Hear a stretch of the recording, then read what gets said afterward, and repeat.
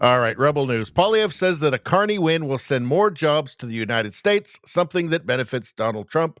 Well, I mean, the thing is that his policies, his net zero policies, his, throwing on big carbon taxes onto Canadian business and industry, which he bizarrely claims will make them more competitive. But doing that is obviously going to drive Canadian business and industry into the welcoming arms of Donald Trump, who's rolled out the red carpet for any business in the world who wants to go there. He's going to make it, they're going to have better taxes, and he's going to smooth over the whole regulatory landscape for them.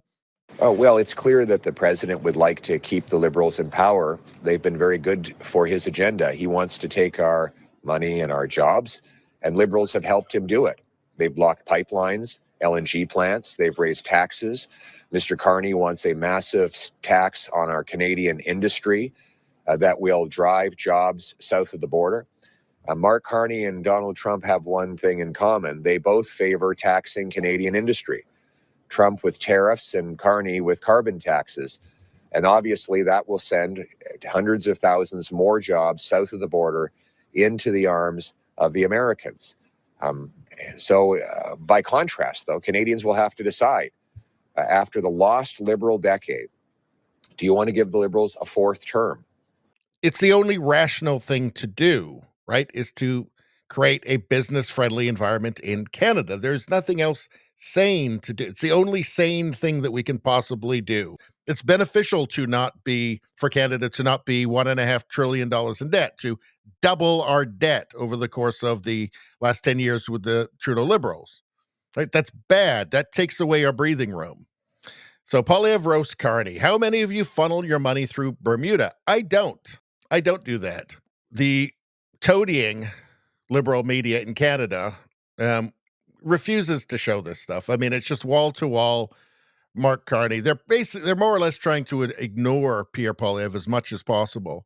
When he makes a good point and they have to cover it, they immediately go into apologetics for Carney. They know who is going to fund them. They know who they want to be their paymaster. They want it to be Mark Carney. He said he's going to double their funding. Let's take a look. Somehow this money gets funneled through a Bermuda tax haven only to come back to Canada. Well, why wouldn't he just leave it in Canada in the first place?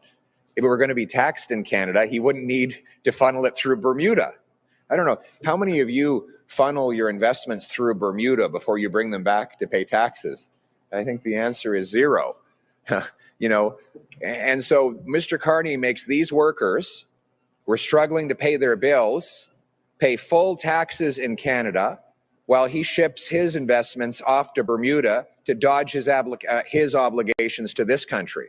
Well, I wonder if a self-proclaimed elitist globalist, people will charge me as being elitist or a globalist, to use that term, which is, that's exactly, it happens to be exactly what we need.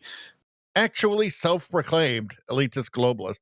I wonder if he thinks that he's better than everybody else, better than the hoi polloi, the unwashed masses, and that the rules don't apply to him. I wonder. Kind of feels like that might be a trait of elitist globalist technocrat central bankers. Feels like it might be a trait. I don't know. Don't worry, though. Don't worry, Mark Carney. The CBC will forgive you anything. They can't stay mad at you.